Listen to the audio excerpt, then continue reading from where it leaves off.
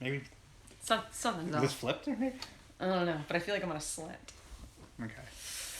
Waiting for the peoples to join. Maybe we were sitting on pillows last time. Maybe.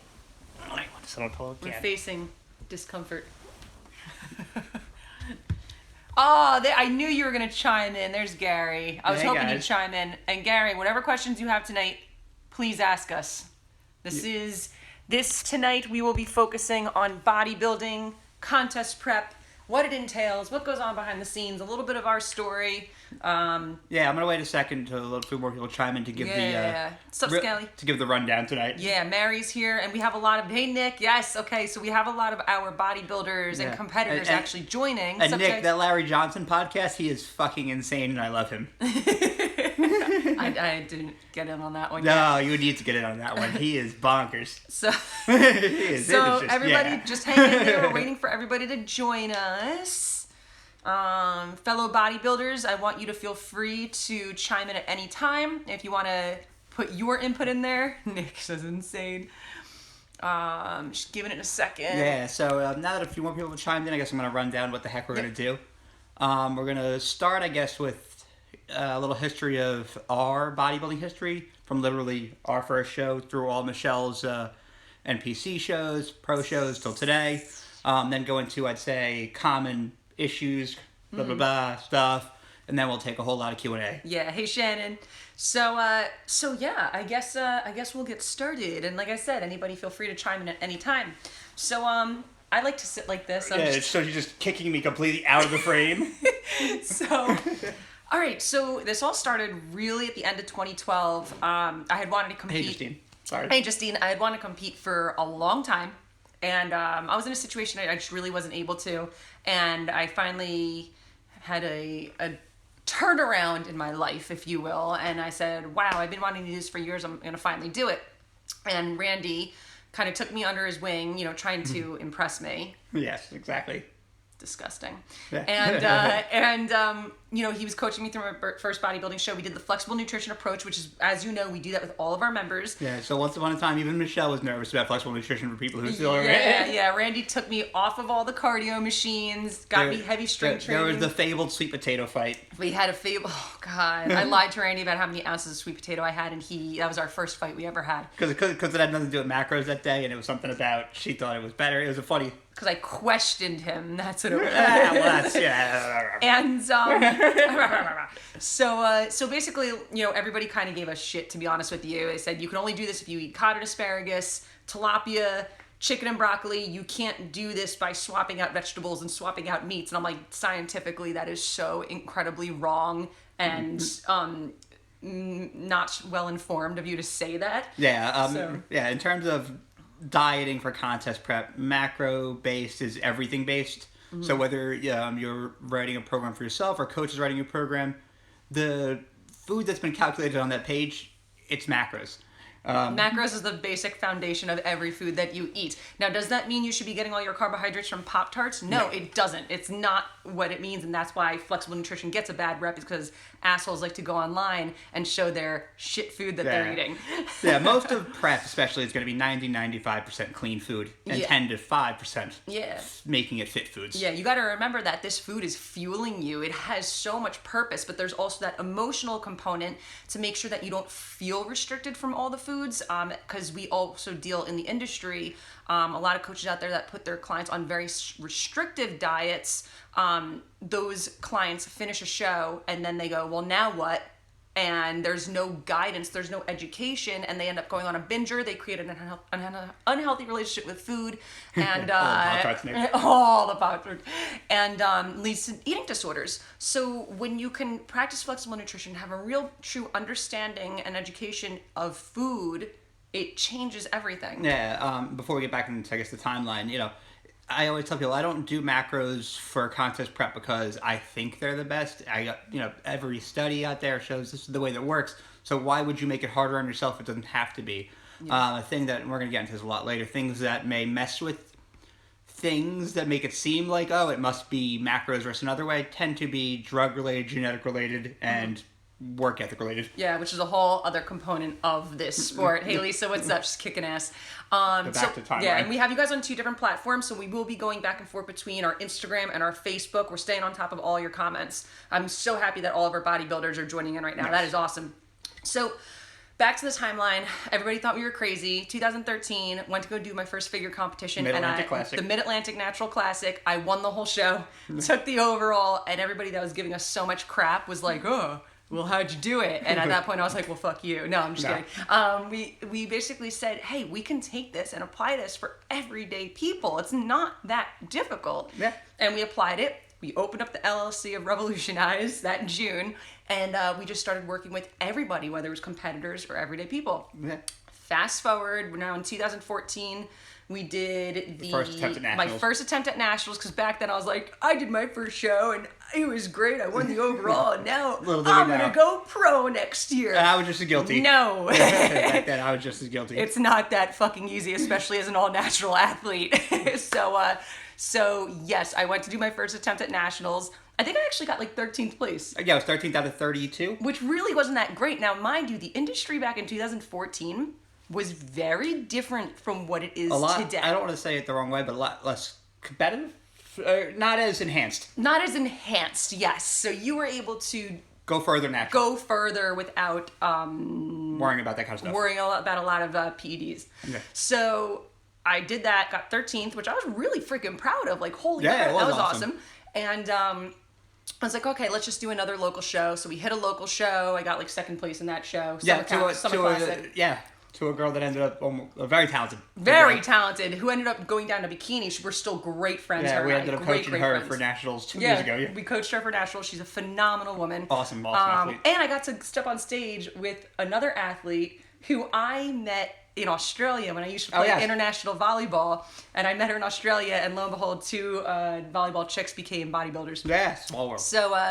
So that was that year. 2015, I was like, all right, I'm going to try nationals again. And this was, I'd say, the first year you realized how important it is to really bulk. Yes. So 2015 came, did a local show down in Florida, went down and surprised my brother, won the show. A week later, we had nationals.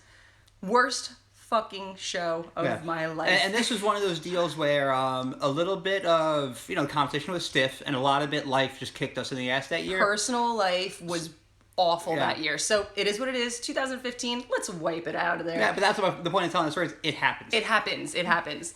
So I think I got like dead last there. But it was a tough class also. And go to show you, I got first the week before at a local show, and now you see how steep the competition changes to a national show only a week later to go to last place. Yeah. Fast forward to 2016, I was like, shit, I'm not big enough for nationals, clearly, but let's hit some local shows. So I did 3 shows that year. Yep, and that was when we won Miss New Jersey. Won Miss New Jersey. I won the Tri-State, won first in my category in Tri-States, and then my body started backfiring. So this is one of the neat parts. So that year we were looking to go to Miami for another shot at nationals, because she was, if her body responded well, had a good chance of pro card, to be perfectly honest.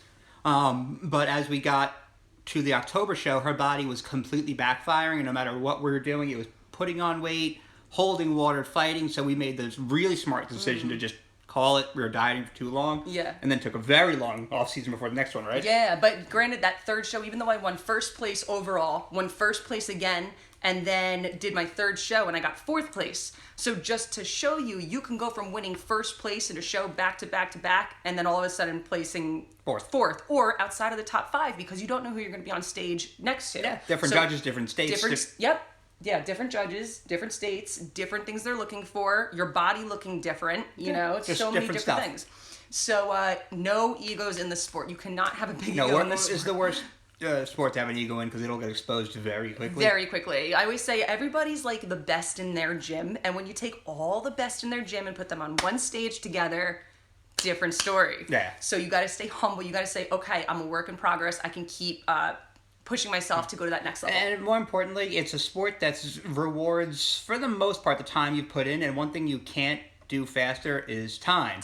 So if somebody's been training for 10 years, you've only been training for 1, it is what it is. Yep. And on top of that, you have, I don't want to say the unfairness, but the unfairness of genetics. It is what it is. Genetics are a part of it too. So fast forward to 2017, that's when I said, I'm not doing any local shows. I'm going to go right for nationals. went to Universe, and I got my pro card there. So you got to keep in mind, the pro card Exactly, didn't right. happen overnight. You had the year 2013, 14, 15, 16, and then finally in 2017, finally earned that professional status. Now, here I am ready to take an off season and crush my pro debut. I'm going to tell you right now, leading up to the New York Pro, you have to remember, the New York Pro was my dream from the beginning. It wasn't even, the Olympia was a far-fetched dream, right? We do long-term and short-term goals, right? Me and Randy stood outside of the New York Pro back in 2013, admiring Dana Lynn Bailey, admiring Nicole Wilkins, everybody running into Guy Sesterino and Barnes Noble. Yeah, running into guys. I mean, we were stood in the pouring rain outside of the New York Pro trying to get in, and they said, sorry, no more tickets, it's sold out. We went to New York, stood in the rain, and couldn't get in. And Randy goes, don't worry, one day you're going to be on that stage. And we did. Forget about going, you're going to be on that stage. Yeah. So that's what my dream was. And I'm going to be honest with you, I think the pressure got to me. I did get on that stage. It was the best freaking moment of my life. I didn't do very well, but I got off that stage the happiest I have ever been. And ate quite a bit of sushi. Yeah, everybody was like, yo, are you disappointed? I'm like, are you kidding me? I did it! Like, I freaking did it! So it was the best feeling in the world. I wanted to go a little bit further. I pushed my body a little bit further, and I did the Dallas Pro. And I dropped about 10, 12 pounds between then. Dropped an additional 10 to 12 pounds of body fat between two shows. The Dallas Pro was sick. I looked great. Did I place anywhere near top 5? No, I didn't, but it's okay. I had an amazing time. I got to travel. Lights out conditioning, and that's cool. So last year I decided to focus. We were doing the move with RevolutioniZe. I had to focus on the business. I'll be honest with you, I could not prioritize my training and my nutrition. at this level. Yeah, and then some personal life stuff too, between the work and personal, just simply couldn't handle it, and that's okay. And same for this year, I was like, let me chill, and As of right now, it's a good decision. Good decision, because I got a lot more bigger things to take care of, as well as my people, all my athletes, and our members. So that's kind of like our story. Yeah.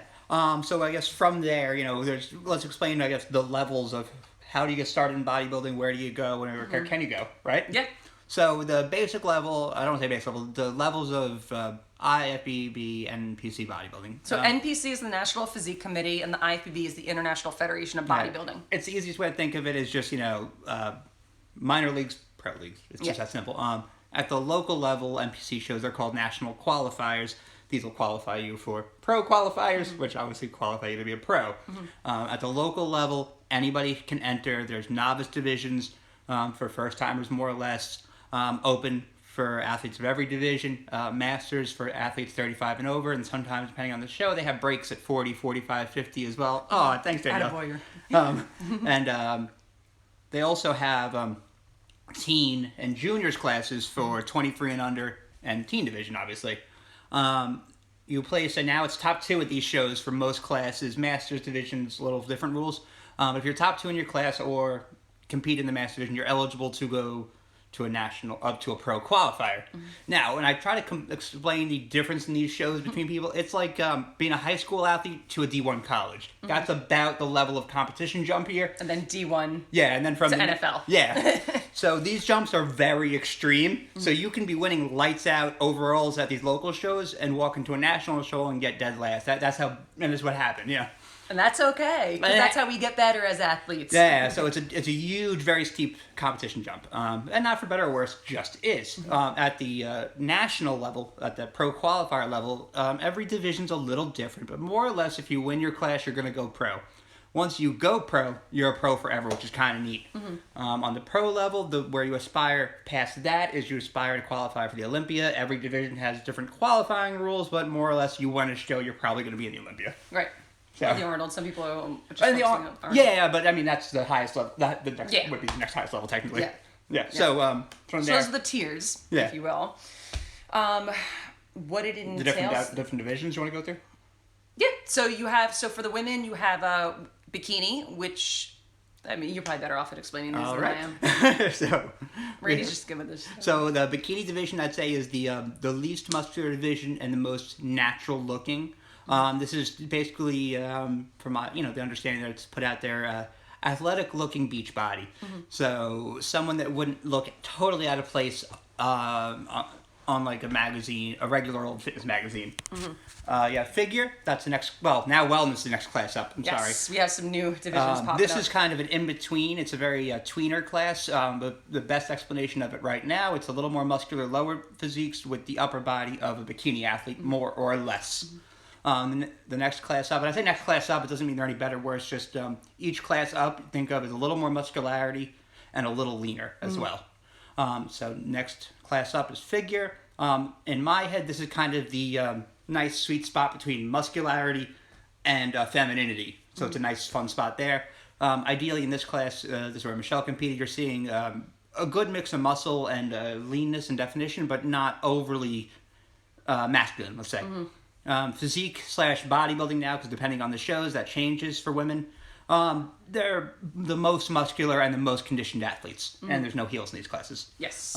For the men, we start at the most base level. So this is the least muscular and least conditioned comparative. Right. Comparative. So these I always kid around are very buff Abercrombie models. Or the way they're taught to pose is it's made to look like they're just walking onto the beach while they're doing 10 different things and in a whole lot of pain, but it makes it look natural, just like the bikini girls. This class is really about that nice V-taper, big upper body, conditioned with good abs, but you shouldn't be seeing crazy vascularity or grainy hardness. Even though you do. Yeah. I'm just going to go by the rules. Yeah, but just talk about the rules. Classic physique, I guess, would be the next step up in terms of overall muscularity and leanness. This class is divided by height and weight, so this is kind of a little bit of a different class at the local level where based on your height, you can only be, there is a maximum weight restriction. So it's just kind of a neat thing. So, for example, making up stuff, you would be like 6 foot and 195 pounds would have to be your class. It's a very specific thing. But these are kind of in between where a bodybuilder would be and a classic and a men's physique athlete would be. Think if the men's physique athletes match their upper body muscle to their lower body muscle, that would be classic physique. Then as you move up into bodybuilding, this is how big and how lean can we get, basically. The mass monsters. Well, but while keeping symmetry. Yes, yeah, because you have to remember symmetry, conditioning, muscularity. It's all king. it's all important. Yeah, but the goal is how big and how lean. This is the Wild West. Correct. Yes. When it comes to nutrition, the difference between the nutrition, we get this question all the time. From our regular clientele, what's the difference between what I do versus what the athlete does? To be honest with you, Not much. Not much. You guys are all practicing flexible nutrition. You are all trying to be lean and drop body fat, optimize body fat, and hold on or add lean mass, depending on what phase you're in. Usually the biggest difference is starting position. Starting position, are you starting on first base, or do you have a really good background in starting on third base? And in addition to that, just not fudging up. Yeah, I tell our athletes, we have a show date we got to be ready for. The day-to-day person can be like, I had a bad day and I was off a little bit. The athlete doesn't have as much room for error. I mean, I have a lot of clients that I call bodybuilders who don't go on stage. That's what I like to tell them. You can be a bodybuilder and never compete. Those are two very different things. Yeah, we have, lifestyle nutrition clients that look who better are than him. Shredded and should step on stage, but they're like, no, I'm good. Yeah, you nailed it, D. That's the perfect way to put it. When you have to get on stage, basically almost naked, there's a lot less room to screw less wiggle room to mess up. Yeah, and that's all it is. Where in regular nutrition, you mess up, what's the big deal? We get back to it, get right on back track tomorrow. There's no end date. Right. With bodybuilding, it's a little more pressure because it kind of is an end date. Yes. Yeah. Granted, you can always push back a show date, but honestly, more or less, there's a timeline. There's a timeline. When it comes to the exercise, the average person can get away with training 3 days a week. Depending, when I say average person, it just depends on how far they want to go, how much they want to sacrifice. They can focus a lot more on strength, power, a little bit more fun stuff. If they want to have some wine on the weekends, they can have some wine on the weekends. Bodybuilding is very specific. It's really focused on show muscles over go muscles. Now, do you... Is there a short Jewish bald man over 60 class? Not yet, Trina. We're gonna make one for you, Paul. But, I'm sorry, I lost my train of thought completely there. No naked powerlifting. Where was I? I'm so sorry. Someone help us. Where were we? Training. So basically, whether for everyday life, you can hit the gym in almost any variety of ways and have a ton of success. Yeah. Almost just stimulate the muscle. You're going to be awesome. For bodybuilding, you really need to make sure every muscle gets an appropriate amount of stimulation, let's say. Like I was saying before, it's all about those show muscles, not go muscles. There absolutely are bodybuilders who have a lot of go muscles, but you don't need them. So for that bodybuilding, it's really more important to independently work all the muscles as well as the big compound movements. But it's that sculpting, really. Yeah, 100%. So performance is almost a side effect of it, but not the goal. Yeah, correct.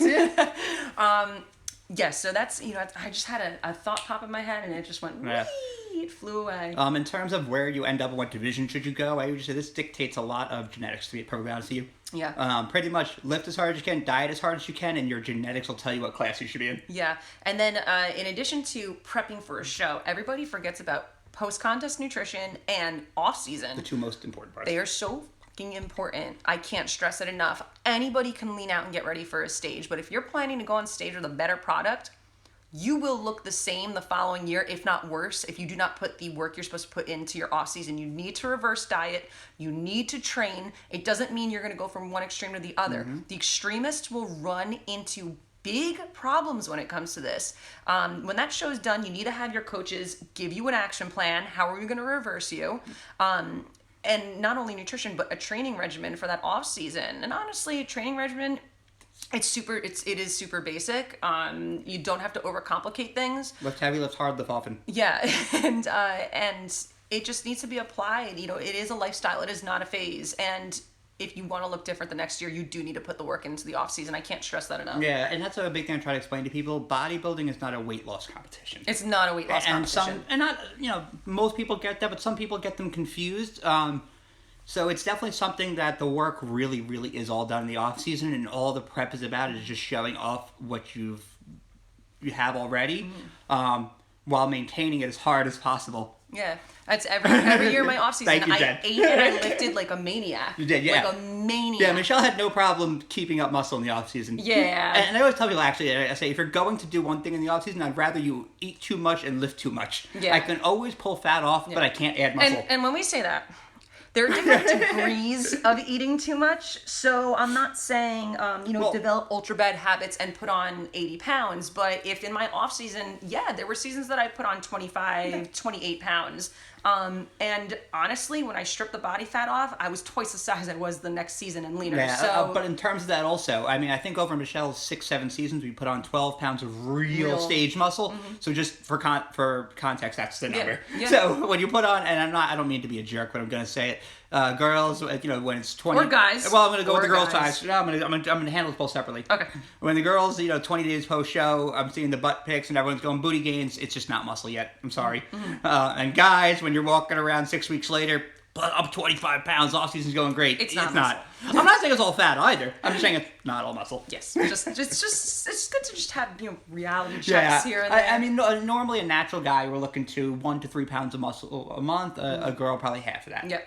Yeah. And that's, an extreme. Some girls can do less. So to our athletes who are watching, I have seen some of them have mind-blowing, amazing off seasons, and they're showing it this year, and it's really great. You guys Nick's a good example of someone who I think our stage weight was I don't think it was a huge difference off the top of my head, but he looked twice the size. Yeah. And I can name 10 other athletes on here who did the same thing. He's just the first I'm thinking of. And speaking of twice the size, illusion, posing. I mean, posing is everything. You could be the most shredded guy in the room, but if you go on stage and you can't pose, the guy next to you who can is going to blow you out of the water. I compared to like a peacock spreading its feathers, these people don't look like what they look like on stage, backstage. They go on stage and it's just... And to go on a little side tangent from that, usually the first thing I see from someone who really struggles... Hey, Loretta. Hi, Loretta. Really struggles with posing and really struggles with muscle control is they're not lifting properly in the first place, because they're just moving weights from point A to point B and they're not actively contracting the muscle during the exercise. If you have a really good mind-muscle connection in the gym, posing is going to come easier to you. So if you're struggling with posing, work on mind-muscle connection in the gym, and vice versa. It does. It goes hand in hand. So so when you see all these people sharing their Instagram pictures, their stage pictures, and then you see them in person, they don't look anything alike. Yeah. There's a reason to that. Well, tell a story about your brother down in my Florida. Me and my brother, I went down, I landed in Florida, and I surprised him, and we competed together, and he's backstage, and he's looking at all these girls, and he's like, yo, they don't look so good. Like, their butts are drooping, and like that girl has cellulite, and that girl has stretch marks, and I'm like, just wait. My eyes were rolling. I'm like, really, bro? First of all, just so you all know, it is normal to have cellulite and stretch marks. and C-section scars and surgery scars. Yes. All those things are normal, and girls have it. Everyone and men have it too. But when you go on stage and you pose and you twist and contort and stretch With things the lighting out and with the the oil lighting and and the oil and the tan, all of a sudden you think none of these girls have any of these battle scars on them, if you will. Yeah. And my brother's like, oh my God, these girls are going to do terrible. They look awful. They went on stage, they posed, and he was like, how'd they do that? Same thing with a lot of men too. You don't realize how big they are, and then they flare those lats, they light up those legs, and you're like, whoa. One of my favorite lat spreads is actually from our guy Nick Ross, who's on here right now. There's a great Nick story from this. He hits his back pose, and you're like, whoa. I don't remember which show it was he was in, but we kept moving around in the call out, and all of a sudden they sent him back to the back pose. And when I say he just hit it right, he just spread like a peacock. Woo! And when they moved back around, like, yep, we'll put you into that top 5. He like added a foot of width on each side. For Loretta as well, but the move that put her from, I'd say, competitive local athlete to competitive national athlete was her really developing, obviously, her legs. But as her lats grew, her like conditioning she's kind of well known for always was there. But now she had this beautiful frame to add to it. Yep, absolutely. And that's one thing that a lot of people struggle with. Some people have this crazy awesome conditioning and struggle to grow. Others, for me with my genetics, I could grow and I struggle getting that really awesome lower body conditioning. So everybody has strengths and weaknesses. Except for Heath. But you know, enhanced and all. but you got to work with your strengths and improve your weaknesses as much as you can, or hide them. But actually, on topic of Phil Heath and being enhanced, even one of my favorite Phil Heath quotes when he was at the top of his game was, everybody wants to talk smack, and they work hard. But he goes, you know what? I'm the most genetically talented, and I work harder than you guys. Yeah. And that's a hard thing to beat. Talent and work ethic. That's something I like to tell people to be realistic with in bodybuilding. I always tell people I can hire the best basketball coaches. I can practice every day, all day, perfectly. I'm not going to the NBA, and I'm not going to be LeBron James. Just not going to happen. Yeah. I just don't have. You can try, right? I don't have the dexterity. I don't have that height. I'm just not that agile. Yep. I am looking for that, the short Jewish white guy division. Aw, Sam goes, take me back to Liz. Here, I want to be on the stage, and I miss you guys. So it doesn't mean don't compete. It doesn't mean don't do this. It just means be realistic about where you are. That's all. And everybody can compete. So we have a lot of women. We have a lot of Masters women this year who are over 50. Who are studs, man. Who are studs. They're gonna kick the asses of the 20-year-olds. Kick the asses. Kick the asses. And the first thing they say is like, I'm older. I have stretch marks. I have some wrinkles. I have. Well, they also have like lights out arms and biceps. Oh my God! And I've seen these women over 50, almost near 60 years old, kick the asses of the 20-year-old. Yeah, it's cool. It's unbelievable. It's really cool. So everybody can do it, whether you've had 5 kids, haven't had a kid, have had surgeries, have had cancer, whatever.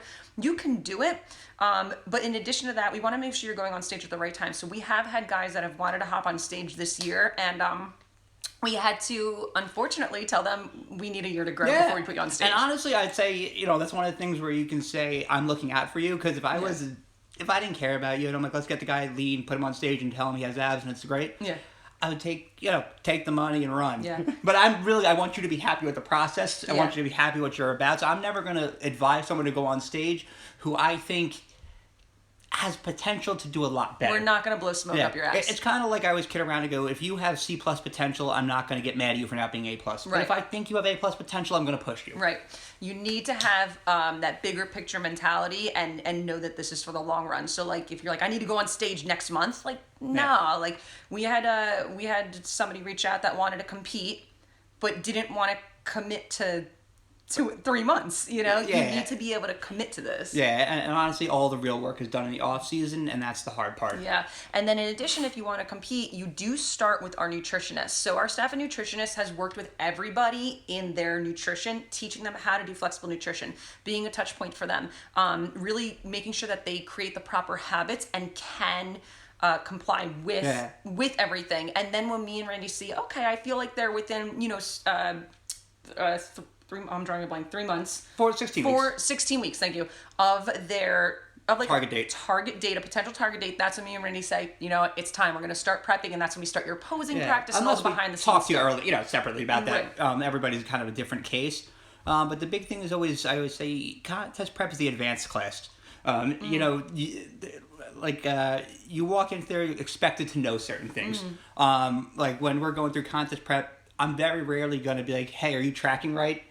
I'm going to assume it's done. We're going to assume it's done. So we're probably not going to take your tracker and check it every day. We are assuming that you are already doing these things. Right. Basically, we're expecting all the basics to be done right, and let's work on how do we get it to the next level. Correct. Yeah. Correct. So it can be a little tougher in that sense because there's not time to learn and make mistakes in prep. Right. Thanks, Justine. If only for the dexterity. That's all I'm missing. In the NBA. my right hand's fine. I just have that no left hand crossover.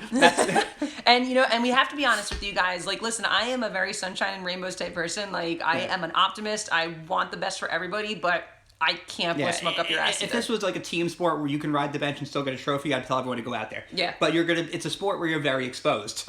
And that can be hard for everybody to deal with. Some people are really awesome and they're like, hey, I'm going up there for me and I don't give a shit about anybody else. And that's awesome. That's awesome. But some people, it can affect them. Absolutely. Not doing well or, feeling out of place. Yeah. So we want to make sure everybody has a good experience. Yeah, and some of the categories can feel very subjective, and you can be your absolute best you've ever looked, and you might get they'll oversee you. Right, it could be as simple as maybe you did get overlooked. It's very rarely you got screwed. It's more often you got overlooked. And we've had people we've worked with that they're like, my abs were so much better than the other guy. I'm like, yeah, your abs were great, but where's everything else? Yeah, and that's always a good thing too. If you ever ask me, I'll usually sit and explain with you why or what they're looking for. How much time is required in the gym? Great question. So cardio is actually going to be your big time killer during prep.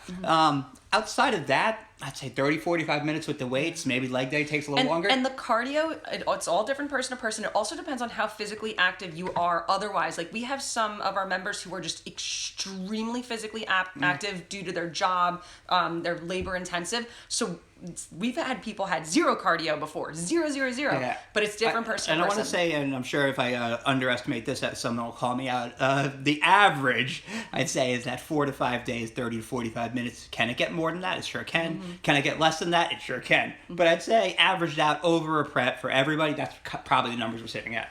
Correct. Yeah. Yes. So that's super all over the place. Good question. But it's crazy. I would not expect to be in the gym more than 90 minutes a day. Yeah. 4, 5, 6, 5 days a week, not every day. Yeah, the strength training is super important. We had somebody that wanted to compete when he was only able to commit to 2 days in the gym. I said, you can't compete. You'll place dead last. Yeah, I'd say you need 4 to 5 days of strength training, and the cardio depends. Yeah, absolutely. So that was actually a really good question. I want to make sure I didn't miss anything over here. Yeah. In terms of, I guess what I'm trying to think. Anybody have any questions while we're thinking of more to talk about? Wait, let me see. Hold on, let me. Sorry, I blow my nose off camera. You're gross. You're disgusting. Never mind. So send us your questions. I'm just looking something up really quick, guys. Ew, foul creature.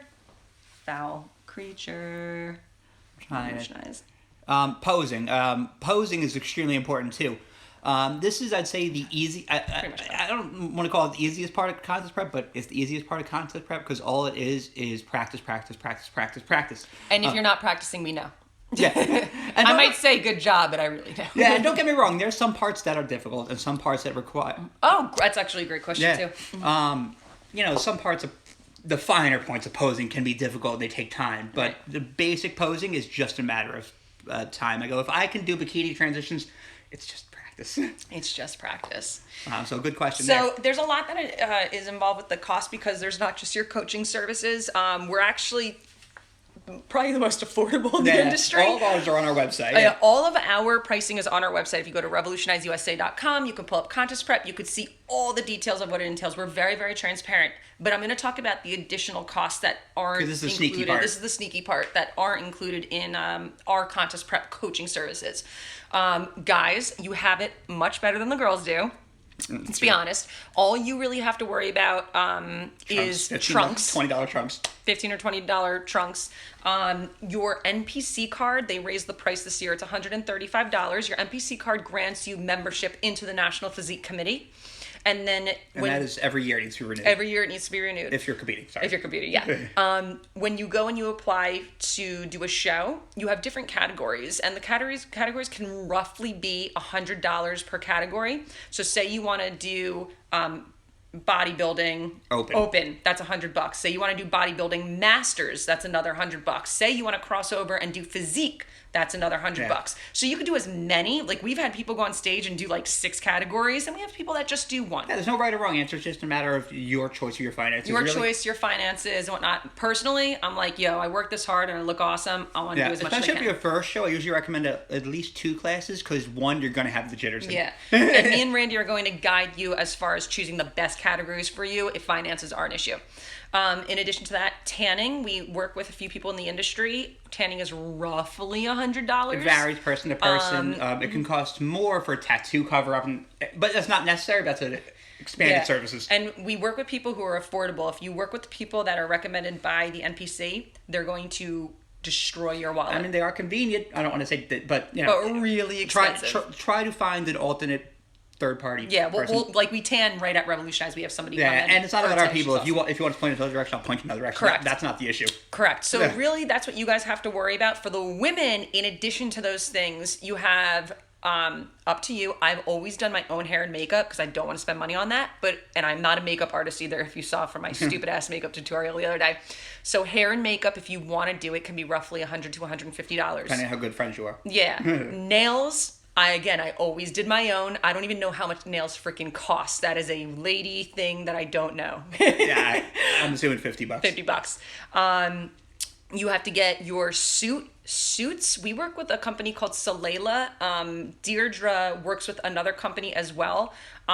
We always chose Salela just because they were really great to work with and very affordable. You can get a bikini anywhere from, and again, when I say affordable, like it's chill. Affordable for the sport. Anywhere from $150 to like $400. Yeah. And Nick actually has a good tip there for the men. If you want to read that. Men's physique tip. The outlets have trunks, buy one, get one free usually, all major brands. Great. Nice one, Nick. Nice. And a good tip for the girls to save some money. There is a lot of people who've done this sport once and decided, I got my time in the sun and I'm good, or just not for me. There's a lot of suits online for sale or even suits for rent. Yeah, like we have people that'll share their suits with us and they'll rent it or sell it to our other girls. Or even lend them.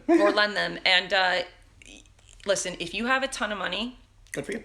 Good for you, because these suits can be thousands and thousands of dollars. I don't recommend doing that, but if it's your thing, and plenty of people have done it. KH Custom is Dee's company. KH Custom. And they're fantastic. The suits that Dee has are always beautiful. They do a lot of, I'd say, more fancy options. Custom. They're definitely custom. Yeah. You get a good product. Yeah, no question about it. So we they had the Velcro and stuff in there, right? Yeah, actually, like they're all different things, so your suits don't like fall down on you. Yeah, there's some cool features they did have. And in addition to that, we work with the Shoe Fairy, so you could get your heels with the Shoe Fairy. She came out with the Olympian, but oh, that poor girl dealing with not being able to get anything from China right now. Yeah, but she does have the most comfy shoes around. Best shoes. And she's local. Yeah. And then you get like cheap costume earrings for like $20 or something. Yeah. So those are basically all the costs that are involved with competing, really. Yeah. In terms of supplementation, I'm not going to, unless you guys ask a specific question, I'm not going to get into the pharmaceutical side of supplements here. But like what supplements that I can buy from the store? None. You don't need any. Listen, if you want a pre-workout for kicking the ass, awesome. Well, I'm not going to tell you need any. Yeah, protein powder. We're not going to be like, you must take A, B, and C. Like, nah, like if you want to get your protein from chicken, awesome. If you want to get from protein powder, fine. But when it comes to like test boosters, I know Paul was asking about that the other day. Any sort of things that are going to affect you hormonally, that's over the counter, you go to your doctor. Go to your doctor for that. And maybe they'll, but just don't mess around. Yeah. Yeah. Randy in a bikini. You never know. You never know. Can you please talk about the nakedness backstage? Okay, so here we should probably go into the fun stuff. Yeah, Justine has been to the, I'd say, epicenter of the naked show. So we're going to talk a little bit what goes on behind the scenes. I want to shout these thing out quick before we get into that. So you're saying the suits are custom, so you can go as cheap as you want to or as fancy as you want to. They have pre-made ones which are cheaper as well. Awesome. Thank you, Deirdre. So here's the deal behind the scenes. If you haven't seen my YouTube video, I'm going to put the link up on Facebook right now while you're talking. What really goes on behind the scenes. It is a little bit of comic relief, a little bit of your mind's going to be blown. And it's not about the coronavirus. It's not about the coronavirus. Which is great. So it's definitely for a good laugh. So behind the scenes, There is a lot of nudity, a lot. So you better get your ass used to that. And it's not even that exciting because there's no boobs anymore. You need to have no shame. Yeah, it's not even exciting. Women are completely flat-chested. It's like deflated skin. There's nothing even there. Yeah. Everybody's so tired and emaciated. You're not even like, if you're a guy and like a girl walks by, you're not even like, yo, she's hot. You're like, dude, just give me a fucking burger. I just want to eat right now. Like, that's really all you're caring about is how dehydrated you feel because of peak week. I mean, people have, it doesn't have the meat market feel that people make it out to be. Exactly. So you're going to be spray tan butt naked. You're going to be standing backstage air drying butt naked. They keep it separate, men and women. However, we have seen men and women in the same room together. But again, Those are usually at the higher levels. I have never seen anybody so not interested in each other before. It's quite amusing and not what you would expect. Hey, gals! So peak week leading up to the show, we do a little bit of water manipulation. You're going to be drinking a shit ton of water. And that's our method. To the point that you're going to be like, I never want to drink water again. Until you wake up show day and all you want is a glass of water because your mouth feels like the Sahara Desert. So you're going to wake up super thirsty. That's going to be fun. You're going to be getting your breakfast down. We do nutrient timing throughout the day between your meals and your snacks. You're going to probably be going at the butt crack of dawn to the location, getting touched up for your tan. If you sleep. If you even sleep. I'm sorry, I just shared the video to my Facebook and the RevolutioniZe Facebook story. Oh, good. Perfect. So that happens. It's a lot of hurry up and wait. You're going to be waiting around with your feet up a lot. And then all of a sudden, the backstage guys who we're very friendly with, however, they're very intimidating to people. Shout out to Diamond Gym Crew. They're going to be like, everybody, listen up. Get your asses online! Except John. John is If you're not listening, you're missing your chance on stage! Except John. John is an angel, and that's all. John Wenzel is the best. He's our angel. But the whole crew's just phenomenal. They're dealing with cranky athletes all day, hence they're cranky. Yeah. So you're gonna hurry up, you're gonna get on your line, which you might still be waiting an hour for to go on stage. It is your definition of hurry up and wait. Hurry up and wait. You're gonna go on stage, you're gonna do your individual presentation, you're gonna stand to the side of the stage while everybody else does their individual presentation, and then you're all gonna go back on for comparison round in which you will be judged by the judges. Yeah. So just for future reference, this is the only part of the event that's actually scored. Yes. Once all that's done, now is a huge gap, a huge break between the morning and the night show, the finals. The most important show to go to if you have family and friends that want to come and cheer, come to the morning show. Yeah. That's where you're going to actually be judged and have the most time on stage. You're going to come back for the night show hours later with a burger in your belly, chilling, and that's when they do all the rewards.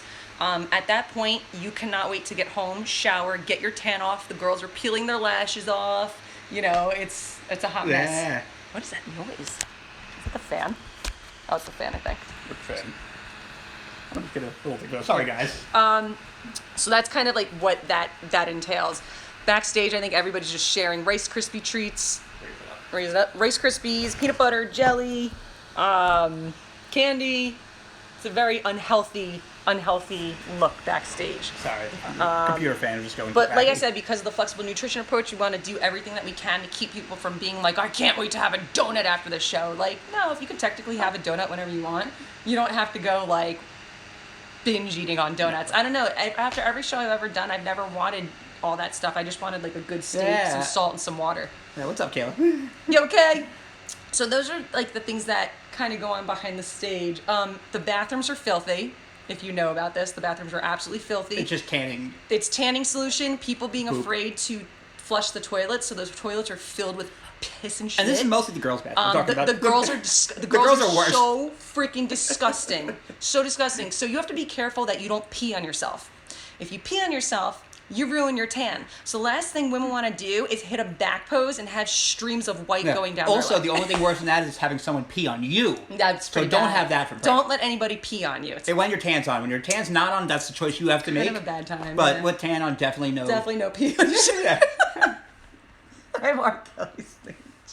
So, yeah, it's exactly what you're talking about. So yeah, y'all are filthy, disgusting animals backstage. Please flush the toilet. I don't want to see your crap. Be careful. You have to be careful not when you wash your hands, not to let it spray out at you, which we've seen happen multiple times. We've seen girls' bathing suits break before going on stage. Yeah, it was once really bad. Once, and the woman, I don't know if she wasn't from America, but Justine she had no problem walking around Justine naked. was witness to that one. Oh, Justine was there. Yeah, this chick had no problem walking around naked. You gotta wait a day, Matt. What if you're into that? You gotta wait till the tan's off. I'll send you on the Piss on You song. You know what I'm talking about. Yes, it is. Def steak after. I agree, Kayla. Definitely a steak after. Hi, Michael. You guys will be feeding us that day. Yeah, pissing through a cup. Yeah, pissing through a cup. Yes. So women will be learning how to pee through a cup. So you take a cup, you poke a hole through the bottom, and you have to hold the cup to your crotch to avoid any. Unless you're a pee hover streaming. master. Then that I have mastered the hover. The hover. Unless jellyfish stings you. Unless the jellyfish stings you. Michelle, don't scare people. I am here to scare everybody already. And in terms of things that too, I go. I guess we are scaring people a little bit. Bodybuilding is actually one of the best communities we've been a part of in terms of just people we've met. The people that I'd say stay around the sport are some of the best people I know. Oh yeah, and even if you choose not to compete again, but you're still in the sport, it's something just in your blood. I've just met some very special people, and like everything else, you're gonna have your bad apples, your people that give the sport a bad name, and those are always the more vocal people, of course. Yes. But I'd say 99% of the people we've met have been lights out amazing. I mean, we met Loretta the first show you guys did, our first show back in 2013. Yes, so me and Loretta actually met on stage together in 2013 at my first show.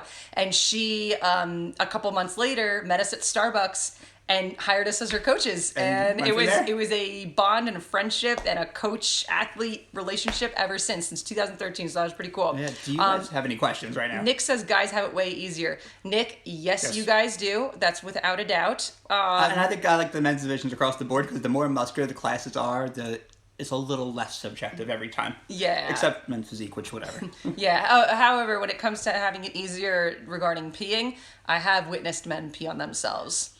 We have so many stories. We're not going to go there. Okay, I don't want to ruin anybody's day. We have a hell of an awesome story regarding that. Probably my favorite body. It's up there. Why my dad saying hide the toothbrush? I don't even know where that came from. Justine has dreams about what? Peeing in a cup? Horrible dreams about cum cups are Justine, the best. Justine. I can't. No, it was cone cups. I know, okay, but the first time. Justine has horrible dreams about the naked chick walking around backstage. We all got a free show. Kayla, you just almost gave me a heart attack. Cone cups, or they have the shiwi. Girls have the shiwi. And you're one of the best people we've ever met, Kayla. Do they drop a lot of points for tattoos? To be honest, no, especially at the local level.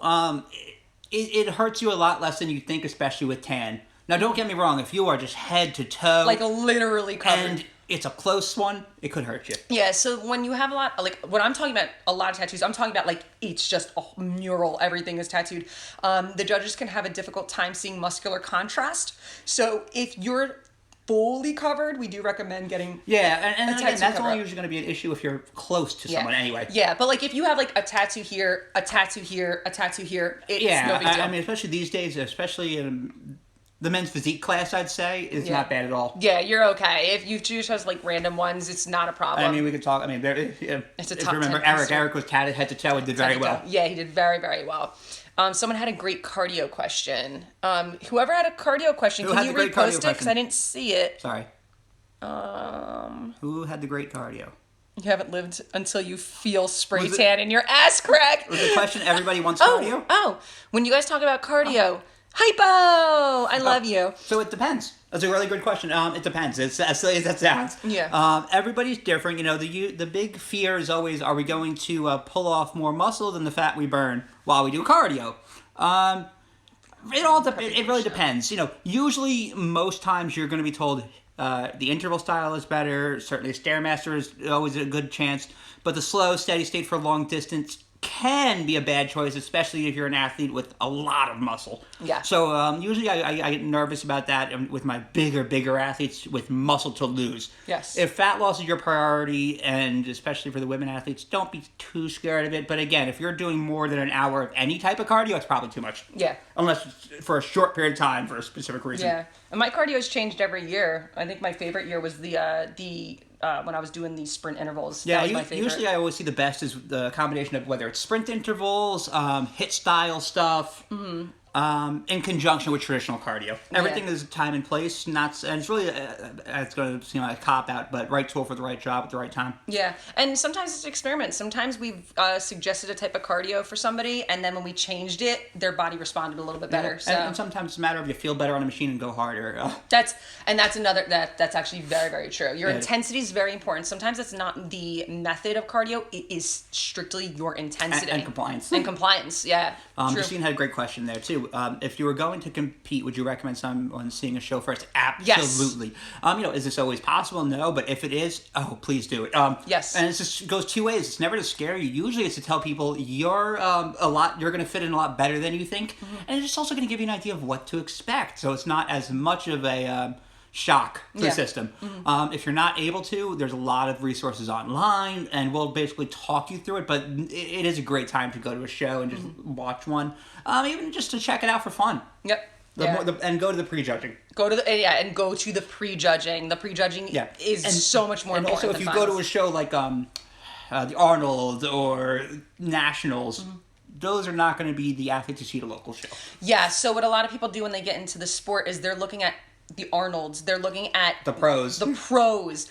You're not going to see, unless there's just one person who's just like a bombshell in there, you're not going to see that at the local level. You're going to be with a lot of people who are similar to you, who have never competed before, who may have never even worked out until doing this. All sorts of people. You have, like I said, you have cancer survivors, you have mothers of 5, you have, we've seen amputees, we've seen all sorts of people. You have surgeons to personal trainers to you have everything. And Lisa has a great question. It's kind of a tough one to answer. I'm going to do my best. What percentage of women competitors are enhanced? First of all, depends on the level that you're at. Yeah, so I'm going to answer. I'll try and say overall at the local level, I'm going to be optimistic and say 25 to 30. When I say enhanced, I mean, I'm talking anabolics. I'm not really... Anabolic steroids. So I'm not talking anti-estrogen or... like a fat burner. Fat burner here. Yeah. Just for the purpose of what we're talking about here anyway. I'm going to say 20 to 25% at the local level, and that's combining all classes. As we get into the more muscular divisions, you're going to run into a little bit more in figure and certainly a little bit more in physique. Physique, yeah. But local level, figure, 15 to 30. Yeah. Yeah, it was a fair guess. Yeah, absolutely. And usually, honestly, to be at the local level, I don't want to say it makes a huge difference because the hard work and the athletes usually make a bigger difference here. Where I do... And the time. And the time. Yeah. I don't want to talk about enhancements in a positive way, but what they're meant to be used at the right time, responsibly, whatever. When you've already had a great base and you're putting a cherry on top. Right. After 5, 6, 7 years of hard training and you feel maybe I'm reaching a limit, it's time to think maybe. Yeah. But even then, I don't want to say that even. Yeah, it's something that has definitely increased over the years. It wasn't like this back when I first got into the sport. Things have definitely changed over time. But yeah, I'd just say, yeah. That is. Trying to think of anything else regarding that. That was actually a really good question because everybody asks that. Yeah, it matters a lot less at the local level. I will be honest with that. Yeah. Any questions coming through? What other questions do we have? And if we missed any, just yell at us. Kayla, you have any good questions? No, I'm sorry, just calling you out. The most glamorous, filthiest sport. Aw. First show I ever saw was Rev winning the sword at North Brunswick. It was love at first sight with Randy. I knew I belonged with you guys. And you don't know how much those compliments mean to us, and this is going to sound like I'm lying completely, but I would rather have every athlete just say they had fun at their shows and did great and want to do it again, rather than they go, you know what, I looked my best, but this is not freaking worth it. Yeah. We're not going to be those coaches. The sport's meant to be worth it. If you're about to go pro and you want to push it that hard and make that sacrifice, that's cool, man. Yeah, and I'd say mine and Randy's intensity, everybody gets the same service from us, whether you're a professional athlete, competitive national athlete, or just, hey, this is a bucket list, I want to try it once. You're going to get the same attention from us, but if you're going to be super... just diligent, hardworking, want to push, we'll match you. Yeah, so a good way to say is I say everybody gets my 100%, but if you give me 100%, you're going to get 200. I mean, every one of my athletes can attest to me annoying you when I get close to a show. So a little bit, just really briefly, to talk about the evolution of how me and Randy worked with our athletes. The evolution of RevolutioniZe. Back in 2013, 14, 15, and 16, if you wanted to do contest prep, you started with me and Randy right away. What unfortunately had happened is me and Randy had gotten overwhelmed with a lot of athletes who just were lying to us, Yeah, who weren't I'll following say it our nicely. program. They had the best intentions, but didn't realize what they were getting into. Yeah. Yeah. And some That's some worse than that. But I'm gonna be nice today. But you'll be nice today. So what ended up happening is me and Randy were sitting here trying to motivate, help the people who just lying and just not putting 100%. Conscious prep wasn't for them. Conscious prep wasn't for them, and the other people who were giving it 100% were losing a bit of us. So now everybody has to start with nutrition, with one of our nutritionists, and then they evolve to contest prep to just make sure that abiding by a nutrition plan, they can actually do it. Yeah, and that's the hardest thing. I gotta say, when anyone asks me, what do I need to be to compete? Compliant and honest. Yeah. I'm not gonna lie. I don't think any of my bodybuilders are perfect that I know of. Yeah. And nor am I expecting you to me. be. But when you're honest about when mistakes happen, I know what's going on. Yeah. I can't fix a lie, but I can fix facts. 100%. Yep. Yeah, that's very true. So, I mean, that's kind of, how things evolved on our end as far as that goes. And while you guys are listening, I guess I'll ask any of my ex-athletes, do you guys have any advice for first-timers or people thinking about competing? Yeah, share your advice. Because you guys are just so much, I gotta be honest, way smarter than me. And, I have, tips and tricks and advice that I have from being an athlete myself. But I do like to hear from you guys as well, and I can share it on both platforms right now because, again, I have both Facebook and Instagram up and running right now. Yeah, and a good thing to also just get into it for the right reasons. Just know what you want to do. Understand there's no money in it. This is not the NFL. If you go pro, you're not going to be set. You're going to. I always, it's a joke I say, but I go. You don't see LeBron James writing workout programs online because he's doing fine. He's doing just fine. Yeah, there's really no money. Just do it, Deirdre says. There's no money to be made in this. Thank you. I can attest to the intensity and guidance provided by Michelle and Randy. And Alan's thanks, another Alan. person with testament of what a good off-season can do. Yes. Dude, check Alan out. He's come a hell of a long way. Can a person have a normal life and compete? Work, family, social? Yeah, absolutely, yes. actually, yeah. Yeah. It really comes down to mindset and how good are you with, I guess, time peer pressure? management, pressure, and just having good, honestly, having really good mental health.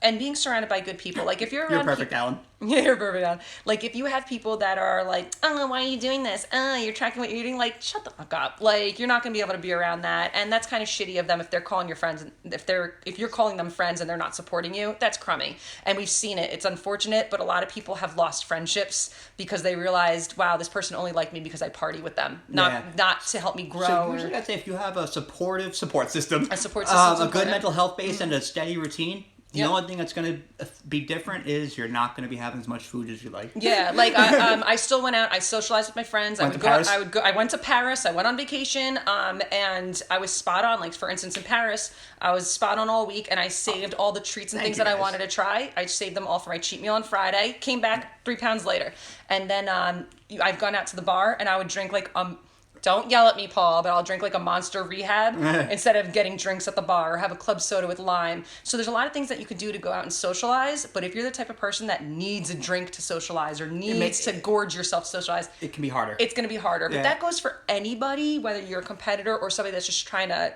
have fat loss. Dee has a great point. Dee, she's got it tough. I don't want to say she has it tougher than anybody else, but she certainly has a demanding job as a surgeon. So Deirdre's a surgeon. She works some crazy, crazy hours. My favorite Deirdre story is still, she's like 5-10 minutes late for posing one time. She's like, hey, gotta reattach a thumb, be right there. And she was like 2 minutes late. She's got to reattach a thumb. No big deal or anything.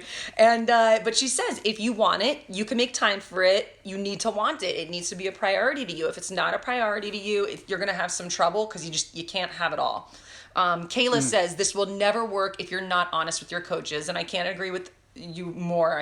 She's straight up. You have to be honest. If me and Randy know what's going on, I can usually fix almost anything. Even Because some people, they don't want to say they messed up or something. Just tell us, because that's an easy fix. Yeah, if Valerie's here, I'd bust her chops with the cookie story. Valerie with the cookie story. Let's see. Tip to newbies.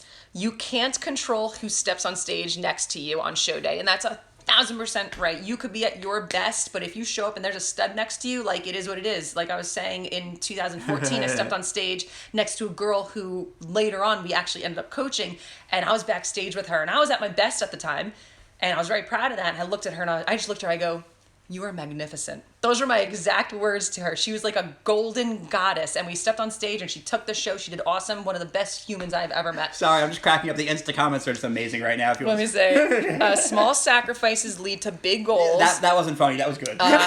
LOL. That came from Nick Ross. Deirdre, LOL. I don't want to be rude to you. Fuck that thumb. Fuck that thumb. That was great. Oh my god. And this is actually what, I mean, these guys have developed awesome friendships with each other. And what's really cool for us to see is when I'd say some of our veteran athletes have done such a cool job making this sport more accessible to the new athletes. Yeah. Helping them through some of the more troubled times when they may not be comfortable opening up about their difficulties. Yo, I don't want to know what goes on in those group chats. The group with chats you are, guys. yeah, what goes on in your guys' group chat stays in the group chat until you're ratted on. Some people are complaining and others are like, shut the fuck up. Dylan's got a good. Dylan, hey Dylan. How do you deal with staying lean and on track when it's almost impossible to track all your macros, like to track your protein? Where I'm at, they are only giving us a small piece of chicken a meal. Yeah, and so Dylan's not military. Yeah, he's in the military. He's not just being kept in a closet being fed small pieces of chicken. Hey, have some chicken. Baba Yaga. Sorry. Dylan, that's a great question. Do your best. That's such a cheap answer. I hate that, but guesstimate as best as possible. So I'd say work on keeping protein minimum. So, for someone like you who's used to eating that, probably 200 grams of protein, at least try to get 100 and just eat as much protein as possible. If tracking is not realistic, just focus on getting protein every time you're able to. Yeah, and Dylan, I don't know if you're allowed to have supplements with you. Like if you have keep protein powder on you, you might have to make some hefty